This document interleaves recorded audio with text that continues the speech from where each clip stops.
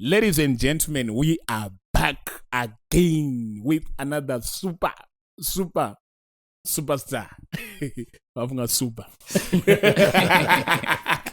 We are back again. Last time we had Mandy away. And my artist started into panapa. Do my artist started to farida. And do atunotroda. And it's to make a bias. But in our towards atinyare nezo atichitomuda anenge my favorite. And today we have got boy Shona. Wow. Shona boy na boy Shona munhu wanera. No, boy Shona munarega. Shona boy munhu warega. Ini ndonzi boy Shona ndizindega. Boy Shona. Straight. So this is the boy Shona. Real one. Rakabva ubitsita. What is you? Yeah, ndini real one. Yeah, because vananga confused. As Shona boy achiri kuikara kuti I wouldn't know. You know, like ndakubva ipapo pandakangozviona vanhu tangangofocus on ini. Kuti handizoziva kuti zvichiitika. Asi watombosviti boy Shona boy. No, it's the one though. Shona boy Shona, but indonzi boy Shona. but aufile tokabirwa handisingazoziva. Munoza zvinoitika mumageto. Kunogono kwakutomborina mukomazigo. But haana kuputika before imimi. Kumageto hakuna mukomazigo. Kugeto anenge ariko. But ari kuzika wandimi. Exactly. So like kune umwe manyana ngari kukwekwe. Aiwa hakuna mweziko. azigwa example yazo Hakuna. pa Uyu ndiye Oya ariko. DJ Sparks bo. but ana sparks wari kumanje ma youths You understand? So pane pamwe pakuti unozoona kuti iwe uri Sparks mudiki. Haungazo chingosiya mukoma Sparks vachirana chino. Iwe wotsvaka zita rako wotanga kutomhanya wakadaro. But ukazenga kuzvitiwo DJ Sparks uchitomhanyisana namukoma pamwe paina unenge wakutonga mheni wakuda kuconfuse industry. Okay. saka anogona ngakazozvinzwisisa because masona ako kana ndapesa umunzo wadara mwacho Kana akazvinzwisisa anenge achinja zita. Handizozivi kana akachinja. Aiwa, let's leave another Shona boy at some time pamwe tichazominveta muno. He's a very good rapper. Zvekutodaro. Anorepa zvekudaro. But today tina ndo arakeli wemuZimbabwe. Wow. Ndo Usher wemuZimbabwe. Anoimba R&B yachi music inodiwa chi nemababy. What is that? Sparks, what do you think about this guy? real talent akaipa ne Real talent. ndatomuminvita kudhara ndatomuona kuti akaipa Tell us about the musical background there. I wouldn't know much. Kutaura chokwadi bozi zvinhu izvi kutaura chokwadi zvakangozongoitikawo.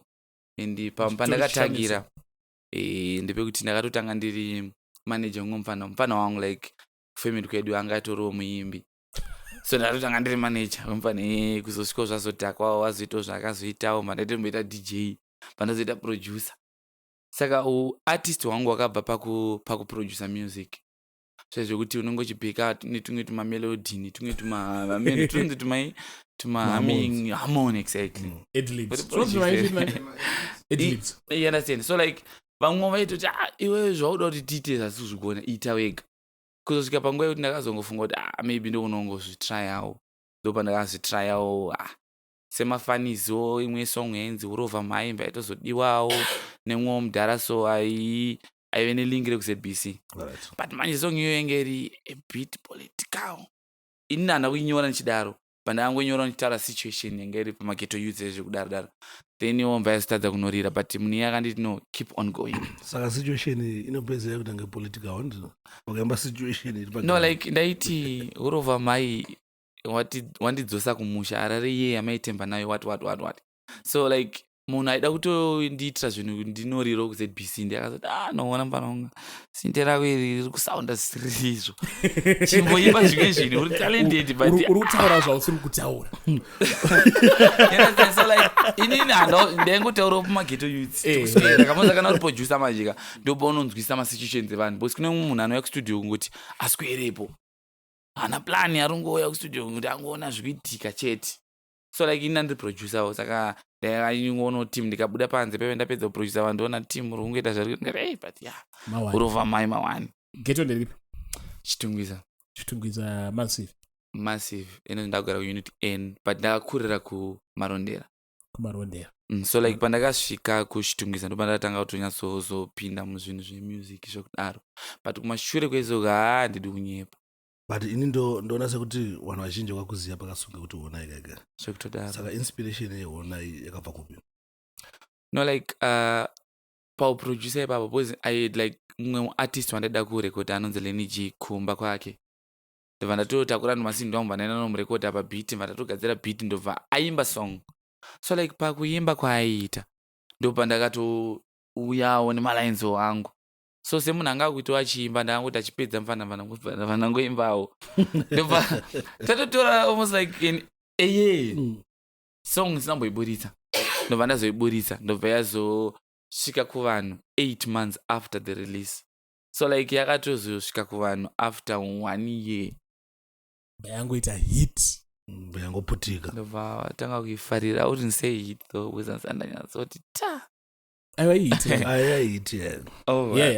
ndomahits acho saka kana zvizvo then andati ndiwe Usher Kelly wemuZimbabwe. Wow, music yako ndiwa nemabhebhi ko unodiwa nemabhebhi music yangu ndinodiwa ini hanzanda kutombodiwa tumachallenge ona tusvika nama 10,000 15,000 patiktok naona iriwezi evana alright madance unaona njiro dance inini unorova madance handireva dance manji ndinongoita zvezvo kutongoti ndivhundutsire kuti mabhebhi aramba achinakirwa nemusic yangu kana ichinyemedzera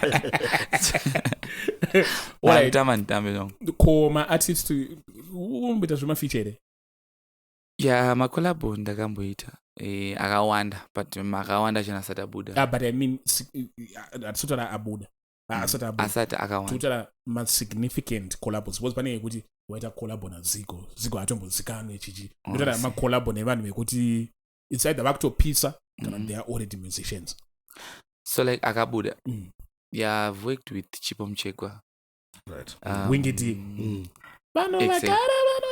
you see, and then with Chumaster you understand?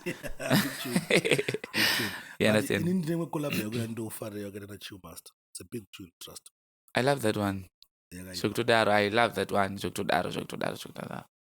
Doba ngoya acha wakaita ndafunga Shumaster angari pa level okutara yari kunza atamboita nganganguri artist but izvi zvanani opa kuti so pa playlist yake ka Shumaster song inofanira ngetori because yakaipa anotoida song yake but ngoti semataura maita kuti pangwana unongo usati wasvika panguva yekuti munhu wese akutambira like dai takaita izvezvi I'm sure angatori mawana Shumaster ndiyakaimba song ndiudze zvese taura zvese bide dakuziva pamaimbiri kapera uchasiya Spicy vanotoimba but ngoti vanoimba nebase as Spicy vanotoimba but ngoti vanoimba nebase take sure zama ndakoro joina Samanyanga Sounds yeah then tell me koma artist role because of course aunooreka inspiration from someone or yeah zvekutodaro kune munhu anonzi Sidike from Mali ndomuteerera zvekudaro I know like alright inspiration mukitora kure so the thing is like this kwandiri nini yeah of course kune vanhu vanokwanisa kutoniinspire nini avazi vanhu nembiri mageto youth aendaere kudhaya asina kupisa ndo kuti ipapo because ini ndikakwanisa kuti ndinyatsoti ndikuteerera tomboti Mukoma Basuka kana Chamaster I might sound like him ini I don't want to sound like anyone in Zimbabwe so ndine vanhu vekuti ndoteerera vekuti mibanga muvazive sana Sidika tutarana ele from Rwanda vanhu kunyango kwakopera vekuti cheromuka handizowakopere but vanhu kuti kana ndikawadzonyuza nyaya yakanetsa naChamaster yepa kazobuda masong yekunana Togo song yekunana Rwanda utozvona tikutamba song yekurwanda dasesingazowakopere zvinozoitika izvozvo that's music manje inozosvika manje so like ndo kwandodraw inspiration yangu kana ari ma-emotions ma-melodies unonge uchikwanisa kuunderstand kuti kune mumwe munhu anokwanisa kuimba kusvika this extent because kana tiri muno muZimbabwe tine pato unogumira saka inini I don't want to be that person wekuti ndokuona kuti no zvakaitwa naNhingi ukanyoteerera munhu sitere kunopesa kutonge iye okay saka ndoita kunge vanhu vamusingazive then uda kusvika kupi nemusic kunobva inspiration yangu ndonga mukaona maartist achona kune this Diamond Platnumz anotondiinspire zvekudaro so like mukatarisa vanhu vachina vese hakuna anenge ari muZimbabwe saka ndoda kusvika ikoko you understand babalao so in other words unongotaura kuti hauna vanhu vemuZimbabwe anokuinspire inspiration manje chinobhura chinoitika painspiration choti munhu you are inspired nezvinhu zvakasiyana siyana kuna like mukoma japraiser ini ndoona kuti mukoma japraiser is hard working une respect zingadai kusvika pakuti mukoma mbazuka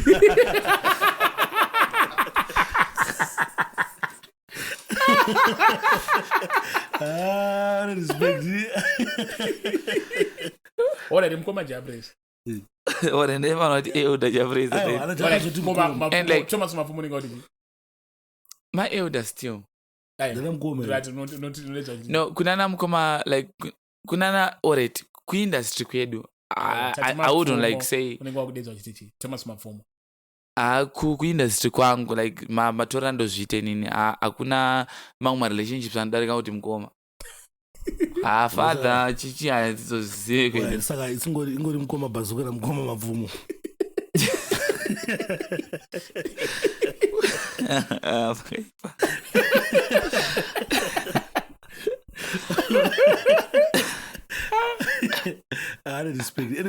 anyway mukoma japraiser so like kune zvinhu zvaunokwanisa kutora kuna mukoma japraiser konzero zvinhu unokwanisa kutora kuna mukoma wingi understand kuti kuna mukoma wingi unoona kuti privacy and everything vanosiyanisa business and whatever and then uenda kuna ana mukoma japraiser unoona kuti is hard working ukatarisa time yavakapinda nezvavaachiva nezvavaita understand saka une zvinhu zvaunenge uchingotora pasi apa but dzimwe nguva zvisiri zvekuti zvaunozoimba kana kuti kunozobva mafeelings ako you understand right kokudana mukoma wakaita sana mukoma tupu makanongochi vanhu takangokura uchiteerera havana chakakanhonga haisi mosa kukanhonga haisi mosa kukanhonga anyway vakaita tipinde muindustry right aiwa bo so zvatida kuita panapa song yandonyanya ine ninge love bite unoziva ndoyada kuti mbongorova kaperformance kadiki anditi okay sikati ndichikubatsira ndine flu zvangu but still tokona try tongotry we just try anditi wari ready titange yeah let's go with it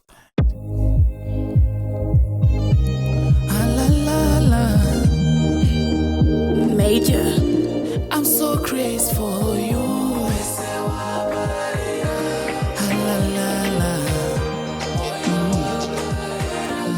Yeah, daiti pamwaje bude, kunzinda teta iwewe. Maybe kwenye waje fomwe, diwani kwendi niwe. Daiti pamwaje bude, difambe nimewe. Maybe kwenye waje fomwe. Shona, now you calling me baby, baby I call you sweetie, sweetie. Shaka bless one night, jaja. Shaka bless one night. I am calling you mommy, mommy you call my daddy, daddy. Shaka bless one night, jaja. Shaka, I signore kukuju maso. Baita munezi mdanzo. Baita munezi mdanzo. Bata mwana huyo from top atisida murizo munezi mdanzo a big tune play twice okay so ndo chibotipo pamwe tichimba isoso muda machi ipapa song ya wosaka muda magap ningo chitotisira it's okay kunyanya batu chorus pepe all right ande